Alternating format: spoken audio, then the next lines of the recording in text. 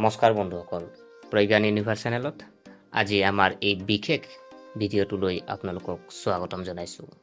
আজি আমি তুলা ৰাশিৰ জাতক জাতিকাসকলৰ জীৱনৰ যাত্ৰাৰ বিষয়ে আলোচনা কৰিম।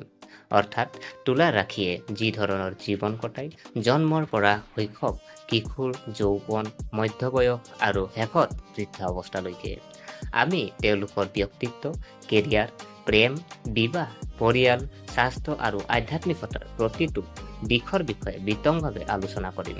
গতিকে আৰম্ভ কৰোৱা হওক এজন তুলা ৰাশিৰ জীৱনৰ এই আচৰিত যাত্ৰা।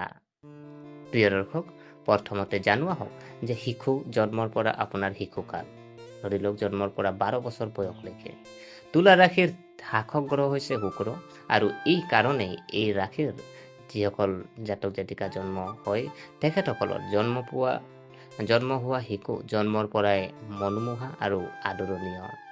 মুখৰ সৌন্দৰ্য আৰু নিৰ্দোষতা তুলা ৰাশিৰ শিশু প্ৰায়ে গোলাপী আৰু মিঠা হাঁহি থাকে। আৰু স্বভাৱ যদি চোৱা হয়, এই ল'ৰা ছোৱালীবোৰ সৰুৰে পৰা কাজিয়া কৰা নহয়, বৰঞ্চ সকলোৰে লগত মিলিবলৈ চেষ্টা কৰে।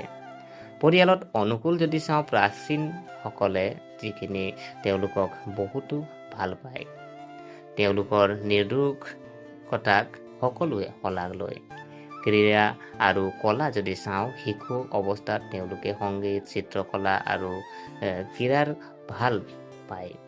অধ্যয়নত গড় হিচাপতকৈও অধিক প্ৰদৰ্শন কৰে আৰু শৈশৱত ছটি আৰু পাচন তন্ত্ৰৰ সমস্যাও ভুগিব পাৰে। বন্ধুসকল, আপোনালোকৰ ঘৰত যদি তুলা ৰাশিৰ সন্তান আছে তেন্তে আপুনি নিশ্চয় লক্ষ্য কৰিছে যে তেওঁলোকে কিমান মিঠা আৰু বন্ধুত্বপূৰ্ণ। এনে শিশু পৰিয়ালটোৰ গৌৰৱ। আৰু আমি যদি চাওঁ যে 13ৰ পৰা 20 বছৰ যিটো আপোনাৰ কৈশোৰ অৱস্থা, তেতিয়া চাব যে তুলা ৰাশিৰ জীৱনত এই বয়স অতি গুৰুত্বপূৰ্ণ। শিক্ষাৰ দিশটো যদি চাওঁ, এই সময়ছোৱাত তুলা ৰাশিৰ জাতক জাতিকাই অধ্যয়নত, বিশেষকৈ শিল্প, সংগীত, সাহিত্য, সমাজ বিজ্ঞান আদি বিষয়ত পাৰদৰ্শিতা দেখুৱায়। ব্যক্তিত্ব বিকাশ যদি আমি চাওঁ, তেওঁলোকে নিজৰ ব্যক্তিত্ব আৰু চেহেৰাৰ প্ৰতি অতি সচেতন হৈ পৰে। ভাল সাজ পোছাক পিন্ধি আৰু ফেশ্বনেবল হৈ ভাল পায়। বন্ধুত্ব যদি চাওঁ, এই বয়সত বহু বন্ধু পালে তেওঁলোকৰ বন্ধুসকলে তেওঁলোকক উপদেষ্টা আৰু সহায়ক বুলি গণ্য কৰে। প্ৰেমৰ আকৰ্ষণ যদি চাওঁ, কৈশোৰ কালত তুলা ৰাশিৰ জাতক জাতিকাই বিপৰীত লিংগৰ প্ৰতি সহজেই আকৰ্ষিত হয়। তেওঁলোকৰ এক অতি ৰোমান্টিক স্বভাৱ আৰু কিছু দুৰ্বলতা থাকে, যেনেকৈ ধৰি লওক কেতিয়াবা সিদ্ধান্ত ল'বলৈ বেছি সময় লাগে, যাৰ ফলত সুযোগ হেৰুৱাবলগীয়া হয়। বন্ধুসকল, যদি আপুনি তুলা ৰাশিৰ আৰু কিশোৰ বয়সত আছে তেন্তে পঢ়া শুনাত মনোনিৱেশ কৰিবলৈ মনত ৰাখিব আৰু তুচ্ছ কথাত বিচলিত নহ'ব, কাৰণ এই বয়সে আপোনাৰ ভৱিষ্যতৰ ভেটি স্থাপন কৰে। এতিয়া জানোৱা হওক যুৱক যুৱতী, যিটো 21ৰ পৰা 40 বছৰ বয়স। যৌৱন যদি চাওঁ, তুলা ৰাশিৰ বাবে সোণালী যুগ। শিক্ষা আৰু কেৰিয়াৰ যদি চোৱা হয়, এই সময়ছোৱাত তেওঁলোকে পঢ়া শুনা সম্পূৰ্ণ কৰি কেৰিয়াৰ বা ব্যৱসায় চলায়। তুলা ৰাশিসকলে আইন, ফেশ্বন, সংগীত, চলচ্চিত্ৰ, শিল্প, সংবাদ মাধ্যম, ব্যৱসায় আৰু জনসংযোগৰ ক্ষেত্ৰত পাৰদৰ্শিতা দেখুৱায়। প্ৰেম আৰু যদি বিবাহ চাওঁ, যদি 25ৰ পৰা 30 বছৰ বয়সৰ মাজৰ যি প্ৰেমৰ সম্পৰ্ক অনুভৱ কৰে, সাধাৰণতে বিবাহ সুখী আৰু সফল হয়। তেওঁলোকে নিজৰ পত্নীৰ প্ৰতি আনুগত্যশীল আৰু মৰমীয়াল। আৰ্থিক অৱস্থা যদি চোৱা হয়, 30 বছৰ বয়সলৈকে সংগ্ৰাম চলি থাকে, কিন্তু 35 বছৰ পিছত আয়ৰ স্থিৰতা আৰু অগ্ৰগতি আৰম্ভ হয়। সামাজিক জীৱন যদি চোৱা হয়, এই বয়সত তুলা ৰাশি বৰ জনপ্ৰিয় হৈ পৰে। পাৰ্টি, গোট খোৱা, বন্ধু বান্ধৱীৰ লগত থাকি ভাল পায়। বন্ধুসকল, যদি আপুনি তুলা ৰাশি আৰু প্ৰায় 20 বছৰ বয়সৰ হয় তেন্তে ধৈৰ্য ধৰিব। আপোনালোকৰ কঠোৰ পৰিশ্ৰমৰ ফল নিশ্চয় হ'ব আৰু আগন্তুক বছৰবোৰে আপোনালোকৰ বাবে আৰ্থিক সমৃদ্ধি কঢ়িয়াই আনিব। ইয়াৰ পিছত যদি চোৱা হয়, 41ৰ পৰা 60 বছৰ বয়স, যিটো মধ্য বয়স বুলি কোৱা হয়। মধ্য বয়স তুলা ৰাশিৰ বাবে দায়িত্ব আৰু সফলতাৰ সময়। পৰিয়াল যদি চাওঁ, এই সময়ছোৱাত তেওঁলোকে নিজৰ সন্তানৰ শিক্ষা আৰু কেৰিয়াৰৰ ওপৰত গুৰুত্ব দিয়ে। পৰিয়ালটোক একত্ৰিত কৰি ৰাখিবলৈ চেষ্টা কৰে। আৰ্থিক দিশ যদি চোৱা হয়, 45ৰ পৰা 55 বছৰ বয়সৰ ভিতৰত তেওঁলোকে ধন সম্পত্তি আহৰণত সফলতা লাভ কৰে।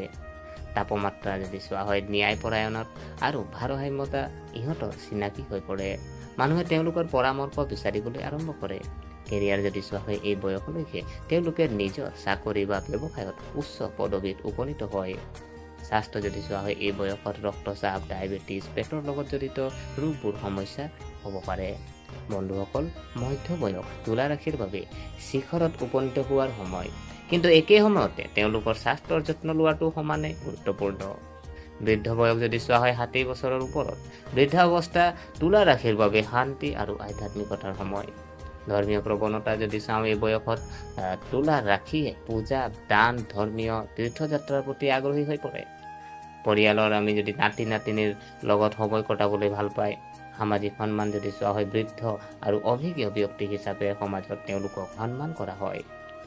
এই বয়সত হাড় আৰু গাঁঠিৰ সমস্যাৰ সৃষ্টি হ'ব পাৰে, কিন্তু মানসিকভাৱে তেওঁলোক অতি শান্ত আৰু সন্তুষ্ট হৈ থাকে।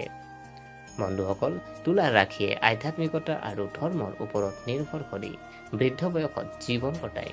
তেওঁলোকে পৰিয়ালটোক একত্ৰিত কৰি ৰাখে আৰু নিজৰ অভিজ্ঞতাৰে সকলোকে পথ প্ৰদৰ্শন কৰে। তুলা ৰাশিৰ যদি স্বাস্থ্য যদি চাওঁ, তুলা ৰাশিসকলে প্ৰতিটো বয়সতে বিভিন্ন স্বাস্থ্যজনিত সমস্যাৰ সন্মুখীন হ'ব পাৰে।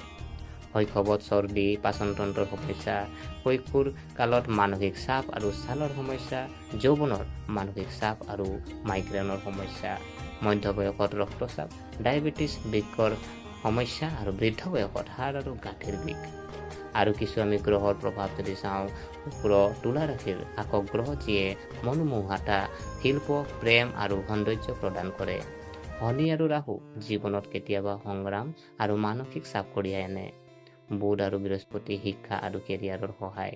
প্ৰতিকাৰ যদি চোৱা হয় আপোনাৰ যদি তুলা ৰাশিৰ জাতক জাতিকাসকলৰ আজি আপোনাৰ এই যি আপুনি ভাৰসাম্য বজাই ৰাখিবৰ কাৰণে কিছুমান বিশেষ ব্যৱস্থা গ্ৰহণ কৰিব পাৰে, তেন্তে আপোনাৰ জীৱনত সুখী হ'ব পাৰে। শুকুৰবাৰে আপুনি দেৱী লক্ষ্মী আৰু বিষ্ণু ভগৱানক পূজা কৰিব পাৰে। বগা বা গোলাপী ৰঙৰ কাপোৰ বেছিকৈ পৰিধান কৰিব লাগে। দান বৰঙণি কৰি থাকিব আৰু শুক্ৰ গ্ৰহৰ শক্তিশালী কৰিবলৈ হীৰা বা আপেল পিন্ধিব পাৰে। এজন জ্যোতিষৰ পৰামৰ্শত মতে নিজৰ পৰিয়াল আৰু বয়োজ্যেষ্ঠসকলক সদায় সন্মান কৰক। প্ৰিয় দৰ্শক, গতিকে এইটো আছিল তুলা ৰাশিৰ জাতক জাতিকাৰ সমগ্ৰ জীৱন যাত্ৰা। শৈশৱৰ পৰা বৃদ্ধ অৱস্থালৈকে তুলা ৰাশিৰ জাতক জাতিকাই নিজৰ মধুৰতা, মনোমোহতা, ভাৰসাম্য আৰু ন্যায় বোধেৰে সকলোৰে হৃদয় জয় কৰে। শুক্ৰৰ কৃপাত তেওঁলোকে গোটেই জীৱন মৰম, ধন আৰু সন্মান লাভ কৰে। হয়, সময়ে সময়ে সংগ্ৰাম হয়, কিন্তু এই জাতক জাতিকাসকলে ভাৰসাম্যতাৰে জীৱনটো কেনেকৈ জীয়াই থাকিব জানে।